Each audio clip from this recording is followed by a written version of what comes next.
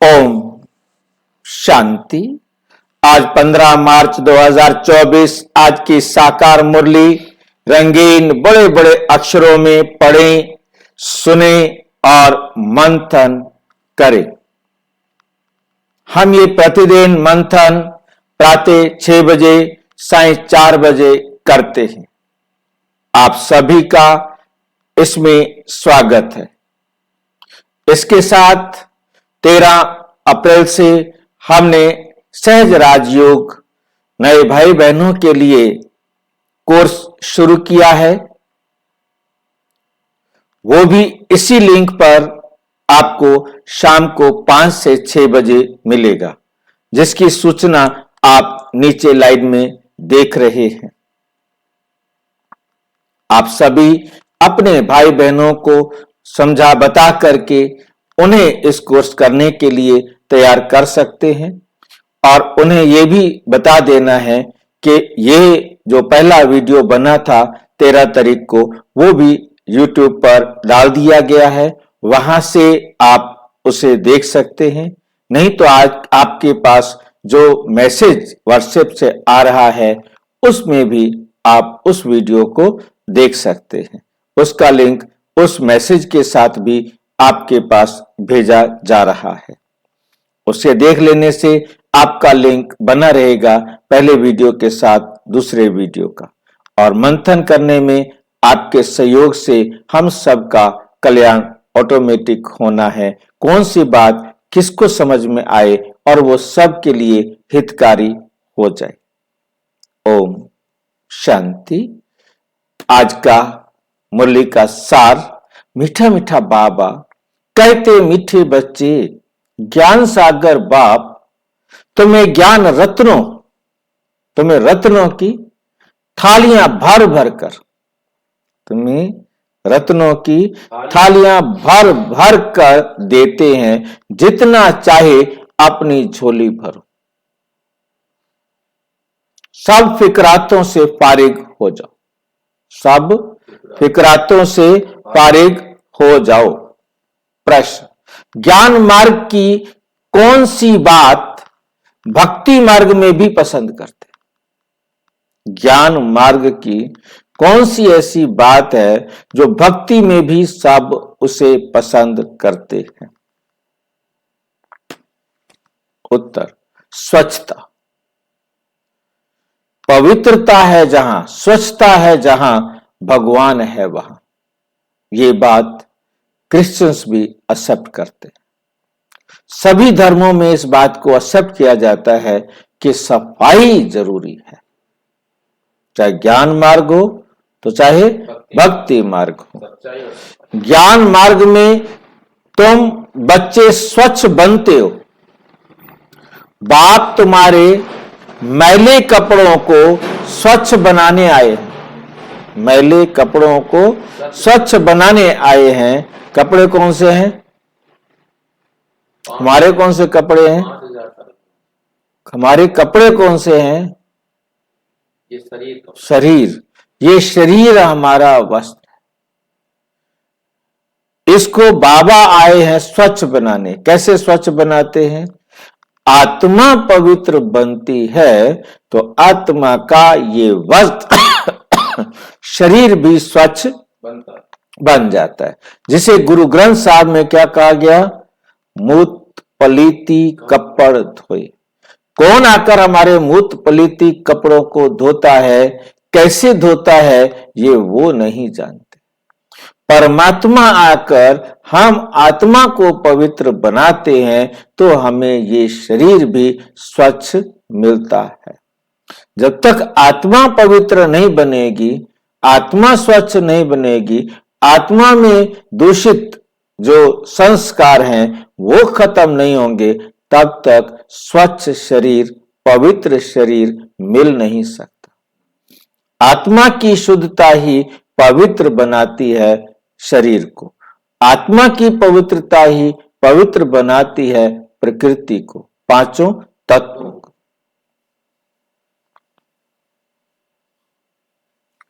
आत्मा जब स्वच्छ अर्थात पावन बन जाती है, तब घर में जाने के, उड़ने के पंख लग जाते।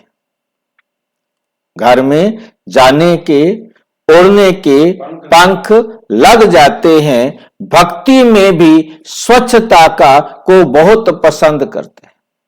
भक्ति में भी स्वच्छता को बहुत पसंद करते हैं। स्वच्छ बनने के लिए गंगा में जाकर स्नान करते हैं। स्वच्छ बनने के लिए गंगा में जाकर स्नान करते हैं, लेकिन पानी से आत्मा स्वच्छ नहीं बन सकती। पानी से ये शरीर स्वच्छ बनेगा, परंतु आत्मा स्वच्छ नहीं बनेगी। आत्मा स्वच्छ नहीं बनेगी तो शरीर भी स्वच्छ नहीं हो सकता। पानी केवल इस शरीर के ऊपर रेत जमी है, धूल मिट्टी आई है, उसे साफ कर देगा, परंतु आत्मा को निरोगी नहीं बना सकता। शरीर को निरोगी नहीं बना सकता। और जब तक शरीर निरोगी नहीं, बाहर से धोते रहो, अंदर दुखी रहो। अंदर बाहर साफ रहे। आत्मा स्वच्छ होगी तो शरीर निरोगी बनेगा ना। शरीर स्वच्छ होने का मतलब है शरीर में कोई रोग नहीं। और जब शरीर में रोग है, हम ऊपर से धो दें, परंतु दर्द तो अंदर है ना, बीमारी तो अंदर है ना। पानी, और फिर दूसरा गंगा की बात जब आती है, गंगा का पानी तो नहाने लायक भी नहीं है। इतना गंदा पानी है, पीने लायक तो है ही नहीं, नहाने लायक तक नहीं है। और यहां तक कि वो पानी खेतों में देने लायक नहीं है, क्योंकि उसके अंदर जो केमिकल्स हैं, वो केमिकल्स खाद्य पदार्थों में मिक्स होकर भी हमारे शरीर को जाकर के रोगी बनाएंगे। इधर तो ये बात तरफ तो ये नहर है, उसी में से पानी गंदा पानी होता है। ओम शांति। मीठे मीठे बच्चे, तुम्हें याद की यात्रा को भूलना नहीं है। बाकी सब कुछ भूल जाओ दुनिया की, परंतु याद की यात्रा को भूलना नहीं है। क्यों नहीं भूलना याद की यात्रा को? याद की यात्रा से पावन याद की यात्रा से हम अपनी मंजिल को प्राप्त करेंगे। हम अपने आप को शक्तिशाली बना सकेंगे। हम अपने आप को संपन्न बना सकेंगे। संपूर्णता तभी हमें प्राप्त होगी जब याद की यात्रा से हम अपने आप को संपूर्ण पवित्र बनाएंगे। अपने आप को सुधारें। संपूर्ण पवित्र बनना ही याद की यात्रा है। जब हम संपूर्ण पवित्र बनेंगे तो हम संपूर्ण सुख को भी प्राप्त कर सकेंगे। ये भूलना नहीं चाहिए। सुबह को जैसे ये प्रैक्टिस करते हो, उसमें वाणी नहीं चलती। सवेरे आप बैठ करके काम करते हुए जो भी है, आपस में बातें किससे करते नहीं। सवेरे सवेरे उठकर बाबा की श्रीमत पर आप अपना प्लानिंग करते हो, योजना बनाते हो, तो उसमें वाणी नहीं चलती, क्योंकि वो है निर्वाण धाम। हम सवेरे बोलते ही नहीं, बोलते हैं? नहीं बोलते। हम सिर्फ बाबा के साथ बातें करते हैं, बाबा की श्रीमत के अनुसार अपनी प्लानिंग करते हैं, योजना बनाते हैं कि आज हमने सबके साथ बाबा की श्रीमत के अनुसार कैसे व्यवहार करना है, कैसे व्यवहार करना है।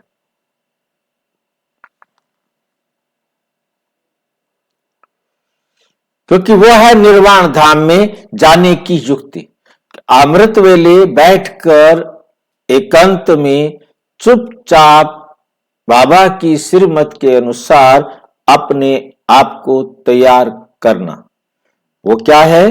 अमृत और परम धाम जाने की, निर्वाण धाम जाने की युक्ति।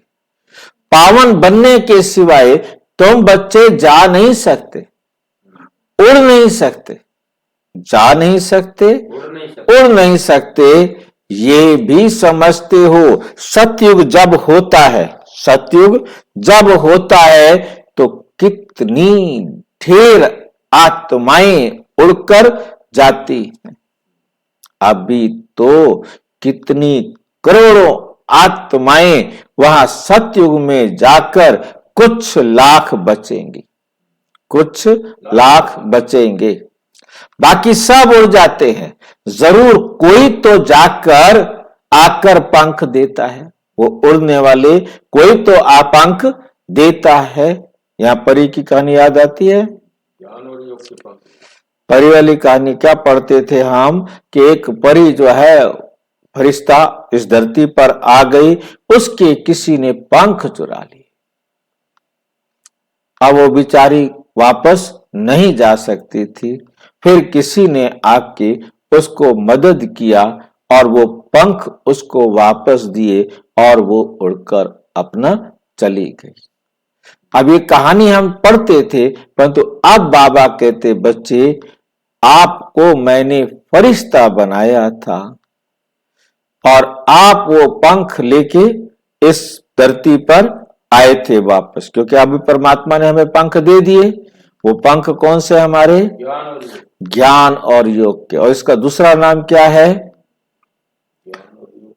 या ज्ञान और योग का दूसरा नाम क्या है? उमंग उत्साह। क्योंकि हमारे अंदर ज्ञान और योग से उमंग उत्साह आता है, और जिस उमंग उत्साह से हम उड़कर जा सकते हैं।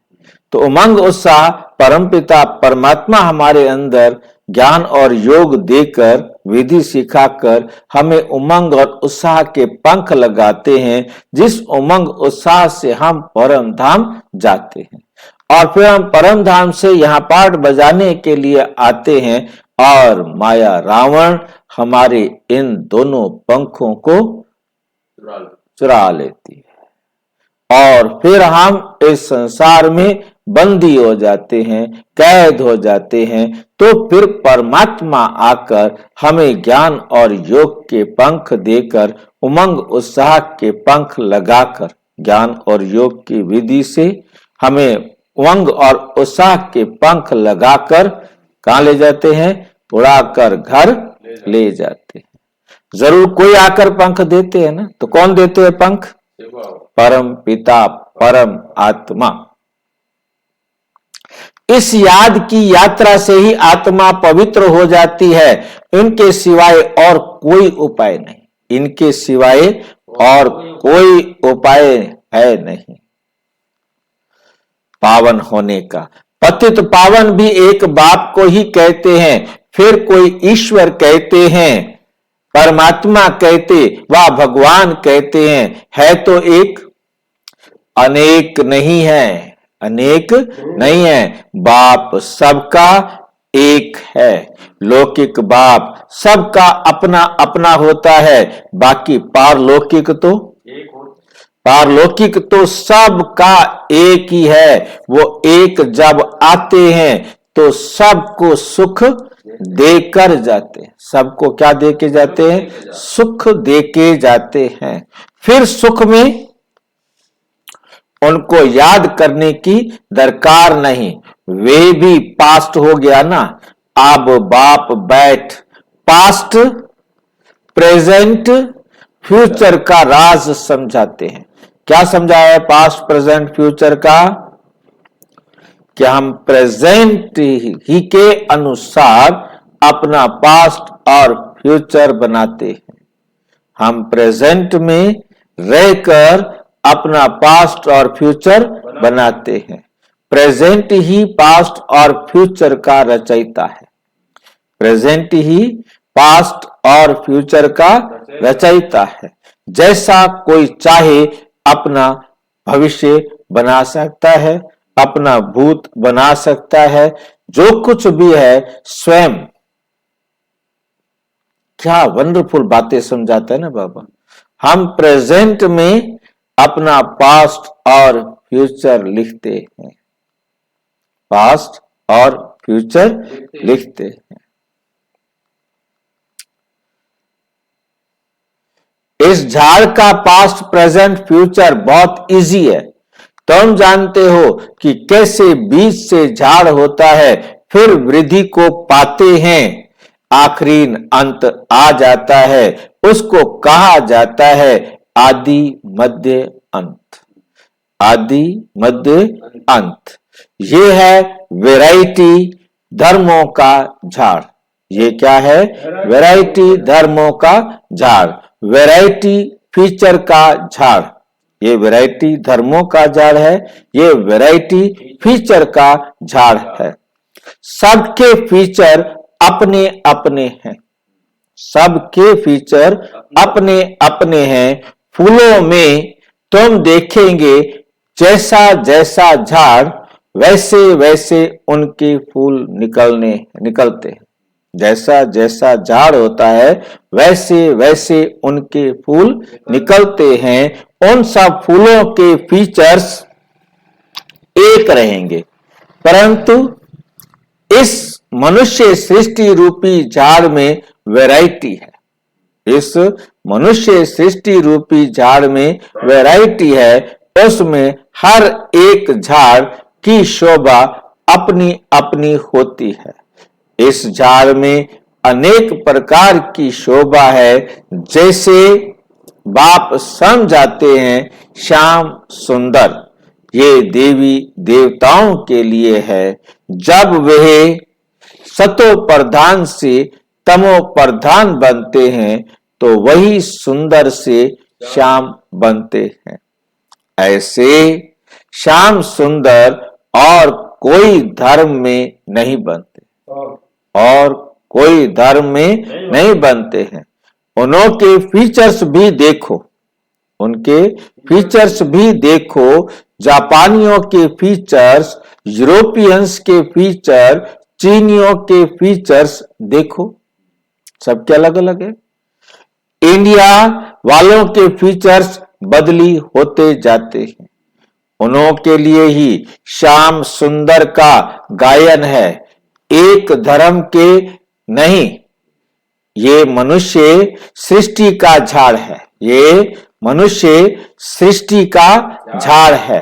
वैरायटी धर्मों का, वैरायटी धर्म है ना, वे सब नंबरवार कैसे आते हैं, ये नॉलेज तुम बच्चों को अब भी मिलती है। ये नॉलेज तुम बच्चों को अब भी मिलती है, और कोई ये बात समझा ना सके, और कोई ये बात समझा ना सके। ये कल्प है 5000 वर्ष का। ये कल्प कितना बड़ा है? 5000। इसको वृक्ष कहो या दुनिया कहो, आधा में है, आधा में है भक्ति। जिसको रावण राज्य कहा जाता है, जिसको रावण राज्य कहा जाता है, 5 विकारों का राज्य चलता है। काम चिता पर चढ़कर पतित सावरे बन जाते हैं, पतित सावरे बन जाते हैं। रावण संप्रदाय वालों की चलन और देवी संप्रदाय वालों की चलन में रात दिन का फर्क है, रात दिन का फर्क है। मनुष्य उन्हों की महिमा गाते हैं, अपने को नीच पापी कहते हैं। अपने को क्या कहते हैं? नीच पापी कहते हैं। अनेक प्रकार के मनुष्य हैं। भक्ति तो तुमने बहुत की है, पुनर्जन्म लेते लेते भक्ति करते आए, पुनर्जन्म लेते लेते भक्ति करते आए हो। पहले होती है अव्यभिचारी भक्ति। पहले क्या होती है? अव्यभिचारी भक्ति, एक की भक्ति। एक की भक्ति पहले पहले शुरू करते हैं, फिर व्यभिचारी हो जाती है। फिर क्या बन जाती है? व्यभिचारी बन जाती है। अंत में फिर बिल्कुल ही व्यभिचारी बन जाते हैं। अंत में आते आते बिल्कुल एकदम व्यभिचारी। व्यभिचारी किसे कहते हैं? अनेकों की भक्ति। व्यभिचारी का मतलब है अनेकों की भक्ति करने लग पड़ते हैं, और इतनी हद निकल जाती है, देखो कि कितने वहीं राम को भी रख देंगे, क्राइस्ट को भी रख देंगे, बुद्ध को भी रख देंगे, यहोवा को भी रख देंगे, जितने कोई कई जितने दुनिया भर के धर्म है, सब धर्मों को वहां एक ही कोठरी में इकट्ठा कर देंगे कि ईश्वर सब में एक है। तब बाप आकर अव्यभिचारी ज्ञान देते हैं, एक परमात्मा का ज्ञान देते हैं जो दुनिया में किसी के पास नहीं है, जिस ज्ञान से सदगति होती है, जिस ज्ञान से क्या होती है, सदगति होती है। इसका जब तक पता नहीं है तो भक्ति के ही घमंड में रहते, जब तक पता नहीं है तब तक कहां रहते हैं, भक्ति के घमंड में रहते हैं। ये पता नहीं है कि ज्ञान का सागर एक ही परमात्मा है, ज्ञान का सागर एक ही परमात्मा है। भक्ति में कितने वेद शास्त्र याद कर जबानी भी सुनाते हैं, ये सब है भक्ति का विस्तार। ये सब क्या है, भक्ति का विस्तार, भक्ति की शोभा है। बाप कहते हैं ये मृग तृष्णा समान शोभा है। ये क्या है, मृग तृष्णा के समान शोभा है। वो रेत पानी जैसी दूर से ऐसे चमकती है, रेत पानी जैसी दूर से ऐसी चमकती है जैसे चांदी। हिरण को प्यास लगती है तो वह उस रेत में भागते भागते फंस मरता है, फंस जाता है। भक्ति भी ऐसी है, भक्ति भी ऐसी है, उसमें सब फंस पड़े हैं। उसमें निकालने में बच्चों को, उसमें से निकालने में बच्चों को मेहनत लगती है, विघन भी इसमें पड़ते हैं, क्योंकि बाप पवित्र बनाते हैं। द्रौपदी ने भी पुकारा, सारी दुनिया में द्रौपदियां और दुर्योधन है। सारी दुनिया में कौन है, द्रौपदियां और दुर्योधन हैं। और फिर ऐसे भी कहेंगे कि तुम सब कौन हो, पार्वतियां। तुम सब कौन हो, पार्वतियां। क्यों हो पार्वतियां, हम पार्वतन से आए हैं। फिर हम क्यों हैं पार्वतियां, पार्वतन से आई हुई आत्माएं पार्वतियां हुई। हमें क्यों कहा गया पार्वतियां, जो अमर कथा सुन रही हो। पार्वतियां को ही परमात्मा आकर अमर कथा सुनाते हैं। बाप तुमको अमर लोक ले जाने के लिए, क्योंकि तुम पार्वतन से आई हुई पार्वतियां आत्माएं अपने आप को मरने वाला समझने लग गए थे। अब परमात्मा आकर हमें अमर लोक के लिए अमर कथा सुनाकर ले जाते। ये है मृत्यु लोक, यहां अकाले मृत्यु होती रहती है, बैठे बैठे हार्ट फेल हो जाते हैं। तुम हॉस्पिटल में जाकर समझा सकते हो यहां तुम्हारी आयु कितनी कम है, बीमार हो पड़ते हो, वहां बीमारी नहीं होती। यदि आप निरोगी काया चाहते हो तो, निरोगी काया चाहते हो तो आओ, परम पिता, परम आत्मा, सुप्रीम सर्जन, सुप्रीम डॉक्टर क्या कर रहा है, हम आत्माओं को क्या कर रहे हैं, ऑपरेशन कर रहे हैं। हम आत्माओं को परिवर्तन कर रहे हैं। हम आत्माओं के कटे हुए उमंग उत्साह के पंख लगा रहे हैं। हमें स्वच्छ बनने की विधि सिखा रहे हैं। जितना जल्दी आप आत्मा शुभ बनती जाएंगी, स्वच्छ बनती जाएंगी, पवित्र बनती जाएंगी, तो शरीर भी आपको उतना पवित्र निरोगी मिलेगा। Ever healthy, ever wealthy, ever happy हो जाएंगे। Ever healthy, ever wealthy, ever happy. अपने को आत्मा समझो और मुझ बाप को याद करो, अर्थात एक मुझ बाप की श्रीमत पर चलो। औरों से ममत्व मिटा दो तो तुम्हारे विकर्म विनाश होंगे, फिर कभी बीमार होंगे नहीं, काल खाएगा नहीं, आयु भी बड़ी होगी। इन देवताओं की आयु बड़ी थी ना, फिर बड़ी आयु वाले कहां गए? पुनर्जन्म लेते लेते आयु कम हो जाती है। ये दुख सुख का खेल है, इसको कोई जानते नहीं। मेले मलाखड़े आदि कितने होते हैं, कुंभ के मेले में कितने लोग स्नान करने के लिए जाकर इकट्ठे होते हैं, परंतु फायदा कुछ भी नहीं। रोज तुम स्नान करते हो, पानी तो सब जगह सागर से ही आता है। सबसे अच्छा पानी तो कुएं का होता है। नदियों में तो किचड़ा पड़ता रहता है, नदियों में तो किचड़ा पड़ता रहता है। कुएं का पानी तो नेचुरल शुद्ध होता है, तो उनसे स्नान करना बहुत अच्छा होता है। पहले ये रिवाज था, अब नदियों का रिवाज पड़ा है। भक्ति मार्ग में भी स्वच्छता को पसंद करते हैं। अब परमात्मा को पुकारते हैं कि आकर हमको स्वच्छ बनाओ, आकर हमको स्वच्छ बनाओ। गुरु नानक ने भी परमात्मा की महिमा गाई है कि मूत पलीती कपड़ धोए।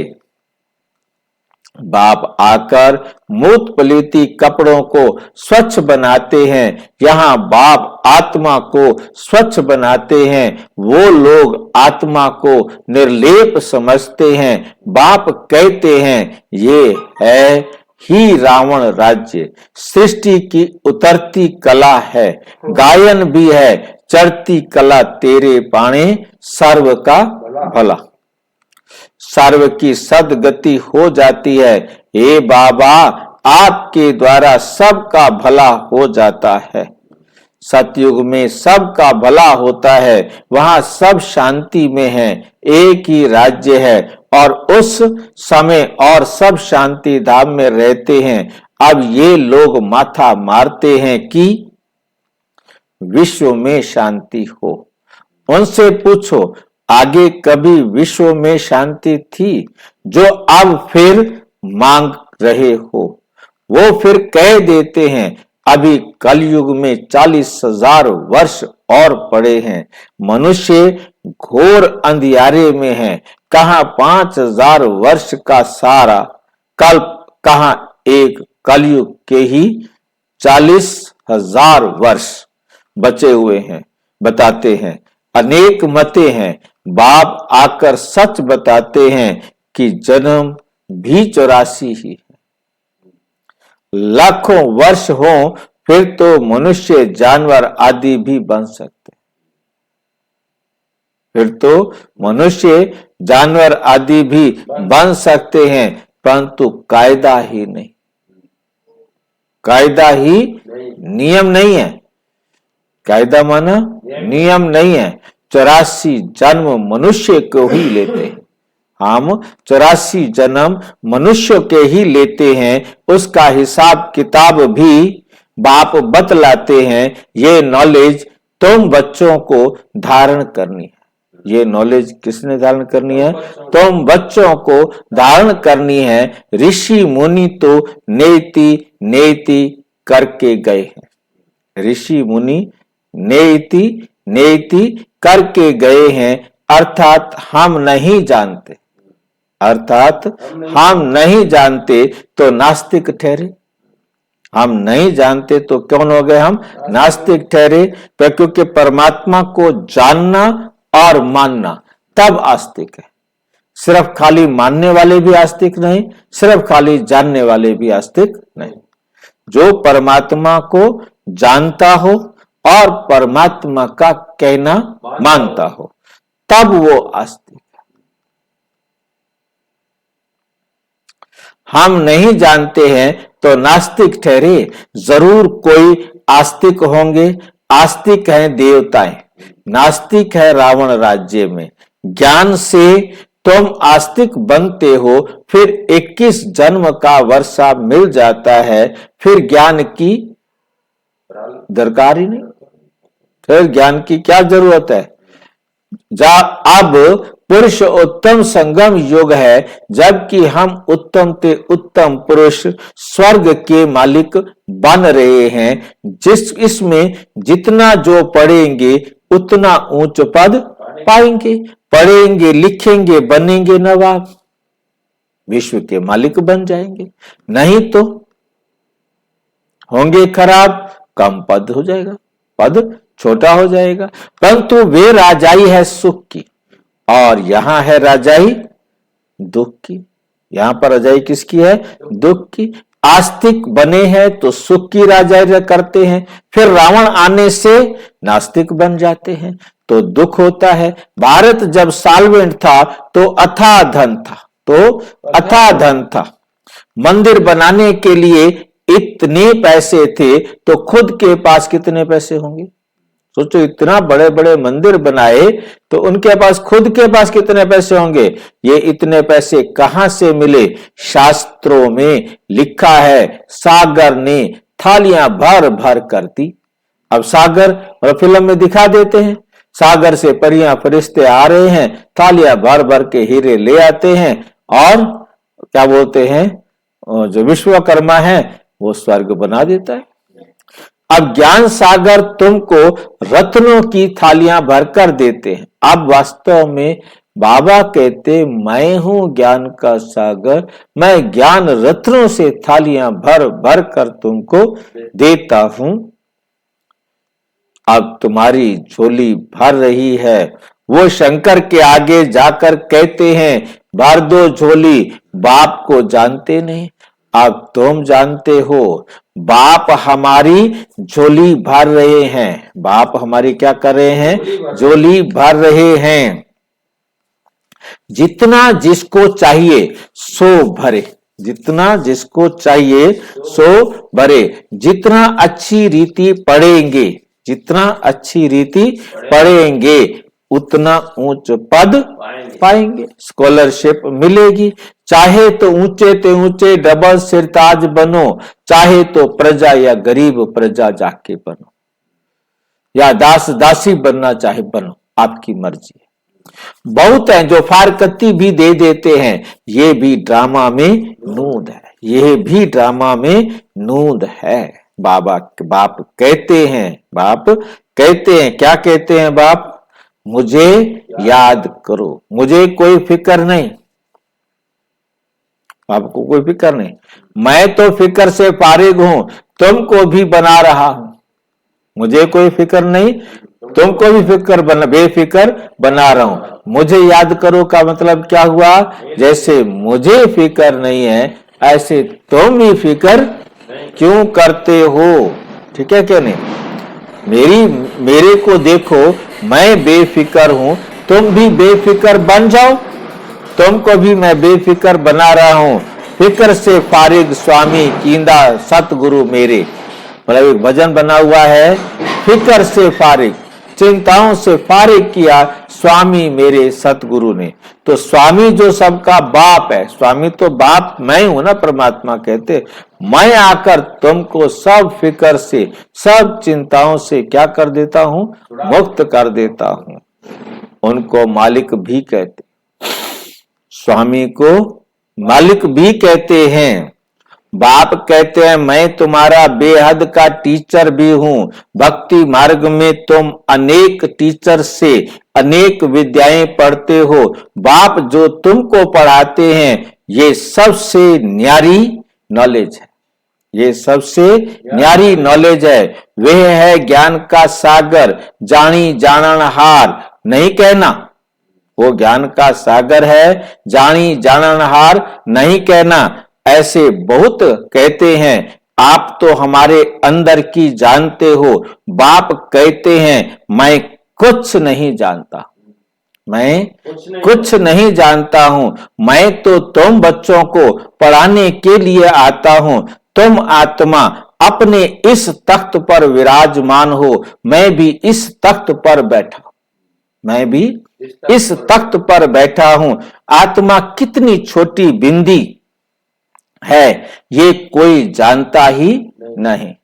तब बाप कहते हैं पहले आत्मा को समझो। पहले किसको समझो? आत्मा को समझो, फिर बाप को समझेंगे। बाप पहले पहले आत्मा का ज्ञान समझाते हैं, फिर बाप का परिचय देते हैं। भक्ति में शालिग्राम बनाए पूजा कर फिर खलास कर देते हैं। क्या बनाते हैं? शालिग्राम बनाए पूजा कर फिर खलास कर देते हैं। बाप कहते हैं ये सब है गुड़ियों की पूजा, ये सब है गुड़ियों की पूजा। जो इन सब बातों को अच्छी रीति समझते हैं वे औरों को भी कल्याण करते हैं। औरों का भी क्या करेंगे?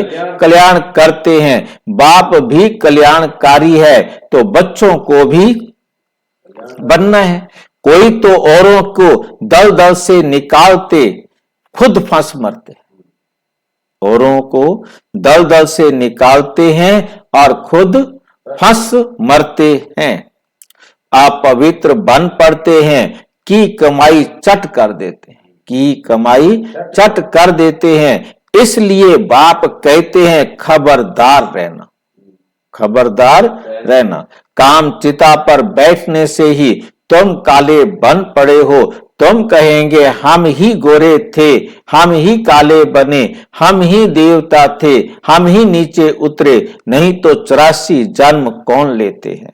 ये हिसाब बाप समझाते हैं। बच्चों को बहुत मेहनत करनी पड़ती है। आधा कल्प से जो विषय सागर में पड़े हैं उनसे निकालना मासी का घर नहीं है, उनसे निकालना मासी का घर नहीं है। अगर कोई थोड़ा भी ज्ञान लेते हैं तो उनका विनाश नहीं होता। ये कथा है ही सत्यनारायण बनने की, सत्यनारायण बनने की ये सच्ची सच्ची कथा है। फिर प्रजा भी बनती है। थोड़ा समझकर चले जाते हैं, हो सकता है फिर आकर समझेंगे। जाएंगे कहां? तो काम तो यही है। आगे चलकर मनुष्यों में वैराग्य भी होगा। जैसे शमशान में वैराग्य आता है, बाहर निकले तो खलास। तुम भी जब समझाते हो, अच्छा अच्छा करते हैं, बाहर गए खलास।